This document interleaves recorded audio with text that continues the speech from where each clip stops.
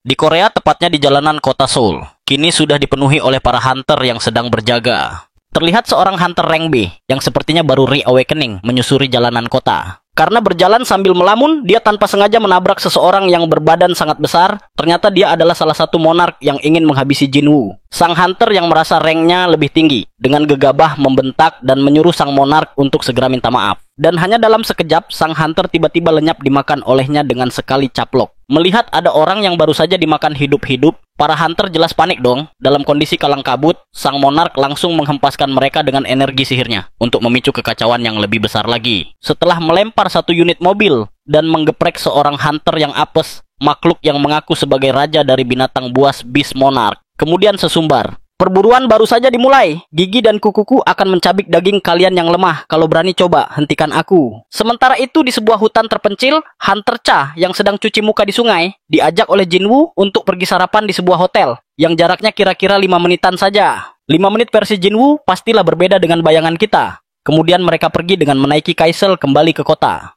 Sementara itu, Ketua Woo Jinchul terlihat syok begitu mendengar laporan kalau ada penyusup yang sedang mengacau. Dan Sung Jinwoo juga masih belum bisa dihubungi, lengkaplah sudah berita buruk di awal masa jabatannya sebagai ketua asosiasi. Namun begitu stafnya melaporkan kalau ada seorang hunter kelas dunia yang kebetulan berada di TKP dan siap untuk melawan Beast Monarch, Ketua Woo Jinchul terlihat sedikit lega. Ternyata orang yang kebetulan berada di TKP adalah Lennart Nirman, hunter terkuat dari Jerman. Saat dia sedang bersiap melawan Beast Monarch,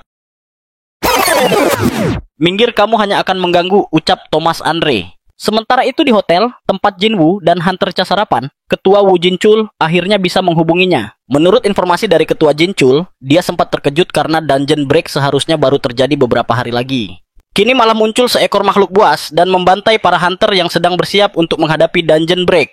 Ketua Jinchul juga memberitahu Jinwoo kalau makhluk tersebut saat ini sedang dihadapi oleh Thomas Andre. Mendengar hal itu, Jinwoo sempat bingung karena tidak ada satupun laporan dari tentara bayangan yang dia tempelkan di tubuh Thomas Andre maupun di tubuh para hunter lainnya. Jinwoo curiga kalau ada sesuatu yang sengaja melemahkan koneksinya dengan para tentara bayangannya. Bahkan tentara bayangan yang dia pakai sebagai titik share lokasi juga tidak dapat dia hubungi. Menurut Jinwoo, semua ini pasti perbuatan para monark. Dia kemudian bertanya kepada Ketua Jinchul, apakah monster yang mengacau itu memiliki bayangan atau tidak? Karena menurutnya, jika yang muncul monster yang tidak memiliki bayangan, kekuatannya sungguh di luar nurul akal sehat umat manusia. Sementara itu di TKP, melihat kedatangan Thomas para hunter hanya bisa bengong. Thomas langsung menyuruh mereka untuk segera pergi dan mengevakuasi yang perlu dievakuasi. Sementara Thomas sendiri merasa perlu langsung mengeluarkan kekuatan penuhnya agar bisa secepatnya membinasakan makhluk buas itu. Beast Monarch yang sempat menganggap remeh Thomas dengan menyerang duluan langsung mendapatkan kaplokan dari Thomas tepat di pipinya. Dan setelah serangan cakarnya gagal menggores tubuh Thomas, giliran tangan besar Thomas langsung meremas muka sang Beast Monarch. Kemudian dengan sekuat tenaga membanting tubuh sang monark ke tanah.